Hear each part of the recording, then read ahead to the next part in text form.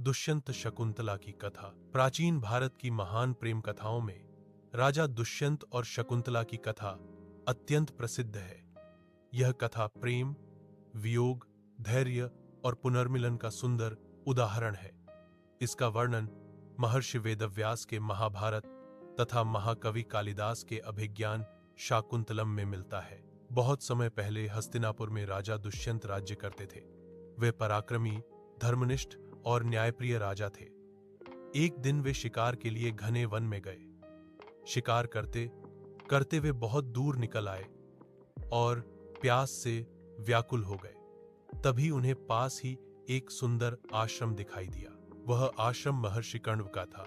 राजा जब आश्रम में प्रवेश करते हैं तो वहां की शांति, हरियाली और तपोभूमि का वातावरण उन्हें अत्यंत प्रिय लगता है। आश्रम में उन्हें एक अत्यंत सुंदर, सौम्य और सरल कन्या दिखाई देती है। उसके मुख पर अद्भुत तेज था और चाल में कोमलता। राजा उससे आकर्षित हो जाते हैं। वह कन्या और कोई नहीं बल्कि शकुंतला थी। शकुंतला का जन्म अप्सरा मेनका और महर्षि विश्वामित्र से हुआ था। जन्म के बाद मेनका उसे वन में छोड़कर चली गई थी। जंगल में पक्षियों ने उसकी रक्षा की, इसलिए उसका नाम शकुंतला पड़ा। बाद में महर्षि कण्व ने उसे पाया और अपने आश्रम में पुत्री की तरह पाला।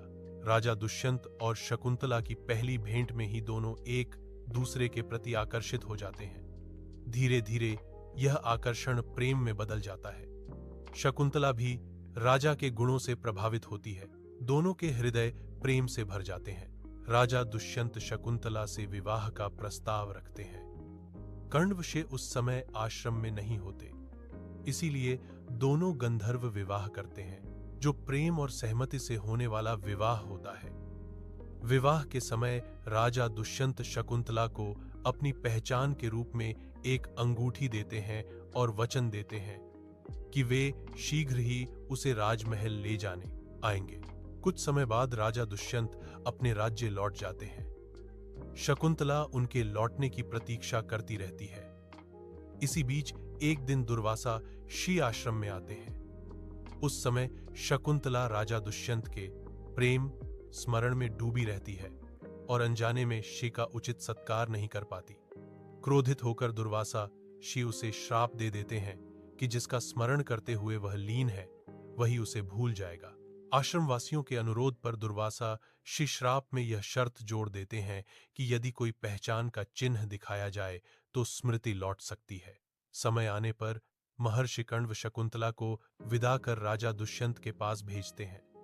रास्ते में नदी पार करते समय शकुंतला की अंगूठी जल में गिर जाती है। उसे इस बात का ध्यान नहीं रहता। जब शकुंतला राजसभा में पहुंचती है तो राजा दुष्यंत उसे पहचान नहीं पाते। दुर्वासा शी के श्राप के कारण राजा को विवाह और प्रेम की कोई स्मृति नहीं रहती।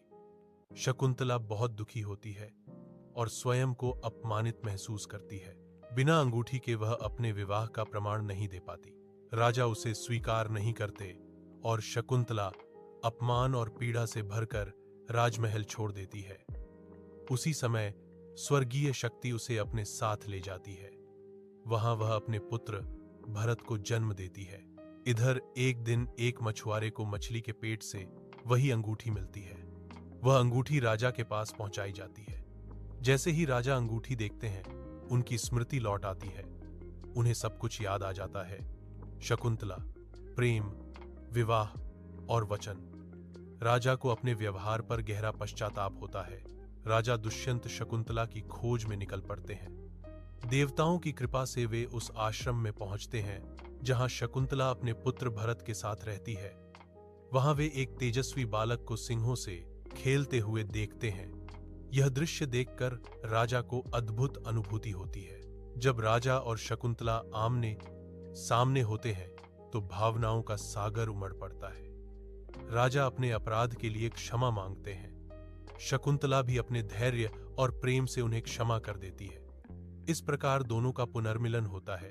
राजा अपने पुत्र भरत को अपनाते हैं, जो आगे चलकर महान सम्राट बनता है। उसी के नाम पर इस देश का नाम भारतवर्ष पड़ा।